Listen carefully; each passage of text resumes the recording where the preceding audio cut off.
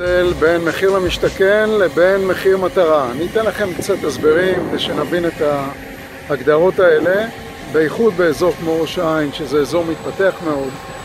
מחיר למשתכן זה מחיר שבו בעצם היזמים שמתמחרים על הפרויקטים של משרד השיכון אמורים לתת את המחיר הזול ביותר למטר.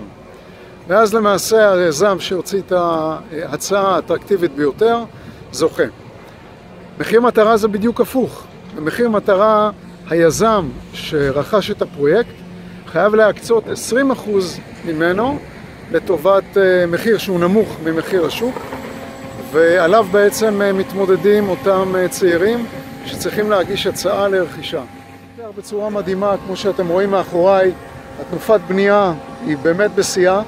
יש עוד אזורים שלמים שאמורים לצאת לבנייה, ואמורים להגיע במצטבר כ-15,000 יחידות דיור לשיווק, שזה כמות עצומה.